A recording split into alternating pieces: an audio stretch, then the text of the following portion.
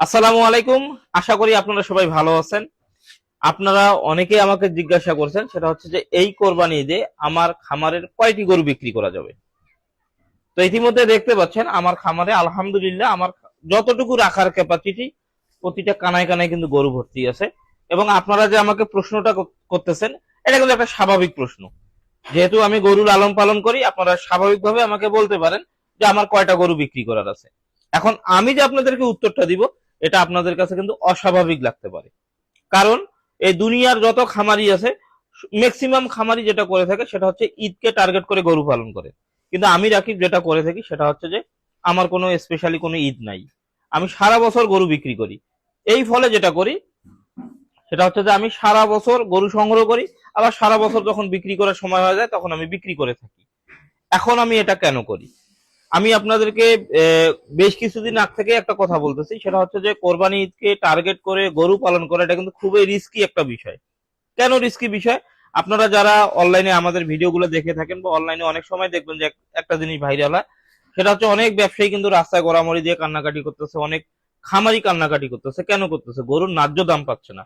ধরেন একটা গরুতে খরচ করে ফেলতে 50,000 টাকা, এখন ওই গরু এমন একটা দাম বলতেছে, উল্টো ওই গরুতে আপনার 25-30 হাজার টাকা লস হচ্ছে।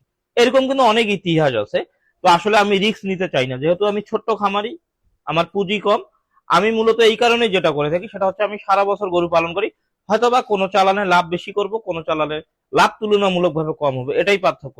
কিন্তু এমন কোনো চালানে বা এমন কোনো ইতিহাস নাই আমার খামারি অভিজ্ঞতায় যে আমি কখনো গরু বিক্রি করে লস করছি। তো এটা ইনশাআল্লাহ, এটা আমার এই কনফিডেন্সটুকু আছে বা এই কারণেই কিন্তু আমি সারা বছর গরু পালন করি। এখন আমি কোরবানির উদ্দেশ্যে যদি এই 35টা গরু পালন করতাম, প্রতিটা গরুতে যদি আমার 10,000 করে কম হতো, আমি এখানে 3.5 লাখ টাকা আমার কম হয়ে যেত, হতে পারতো। এখন দেখুন আমার এখানে যে গরুগুলো আছে, যেমন এখানে কিছুদিন আগে যে গরু 3টা কিনলাম, এই গরুগুলো হবে আমার কোরবানি থেকে আরো প্রায় 2 মাস পরে, 2.5 মাস পরে। কিছু কিছু গরু কোরবানির 1.5 মাস পরে হবে। আবার কিছু গরু আবার কোরবানির আগেও বিক্রি করতে পারবো। মোট কথা আমার গরু আছে একবার মিক্সড সিস্টেমের খামার, বা ওইদিকে কয়েকটা গরু দুধ নিচ্ছি। আমি কিন্তু স্বাভাবিকভাবে খুব ভালোভাবেই চলতেছি। আমি যে সার সার বিক্রি করব বা অন্যান্য গরু ঈদকে টার্গেট করে বিক্রি করলেই যে আমি খামারি হব বা আমি লাভ করতে পারবো এমনটা না। আমি তো সুন্দর চলতেছি, বা আমি মূলত শুরু থেকেই এই সিস্টেমে খামারটা করে থাকি। আর একটা আপনাদেরকে মজার জিনিস বলি, সেটা হচ্ছে যে যখন সবাই কোরবানির গরু বিক্রি করতে প্রতিটা খামারি যখন ব্যস্ত হয়ে যাবে, তখন আমি যেটা করব সেটা হচ্ছে সেই সময় আমি গরু কেনা শুরু করব। মানে খামারে তখন আমি গরু ঢুকাবো। যার সুবাদেই কিন্তু দেখতে পাচ্ছেন এখানে আমার এই খামারের শেডের কাজ কিন্তু আমি এখন করতেছি। এখন খুব দ্রুত এই কাজটা শেষ করতে হবে। শেষ করে যখন দেখবো যে সবাই গরু বিক্রি করার জন্য ব্যস্ত, আমি তখন একটু আলাদা, তখন আমি গরু কিনে আমি আমার খামার ভর্তি করব। এই গরুগুলো আবার ফ্যাটেনিং হইতে হইতে সময় লাগবে কোরবানির 3 মাস পরে। আর কোরবানির 3 মাসে যত গরু আছে আলহামদুলিল্লাহ, বা আমার অভিজ্ঞতা যেটা বলে, মোটামুটি গরু কিন্তু স্টক আউট হয়ে যাবে। তখন আবার এই যে মাংসের চাহিদার গরু কিন্তু তখন আরো বাড়তে শুরু করবে।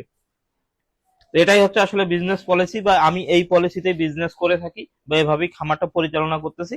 আমি আমার ভিতরে যত কথা আছে সবগুলো কথাই আপনাদেরকে অকপটে স্বীকার করি, এখানে আমি কোনো কিছু লুকাই না। আর আমি মনে করি আমি যে পদ্ধতিতে খামার করি, আপনারা যে কেউ এই পদ্ধতিতে খামার করলে আপনি লাভ বের করতে পারবেন। এখানে শতভাগ গ্যারান্টি লাভ বের করতে পারবেন। হয়তোবা লাভ কম কিংবা বেশি, আমি যদি 2 লাখ করতে পারি, আপনি হয়তো 1.5 লাখ করবেন অভিজ্ঞতার পার্থক্যের কারণে, কিন্তু আদারওয়াইজ সবকিছু সেম। তো এই হচ্ছে মূলত বিষয়। এক কথায় উত্তর দিচ্ছি, আমি কোনো কোরবানিকে টার্গেট করে খামার করি না।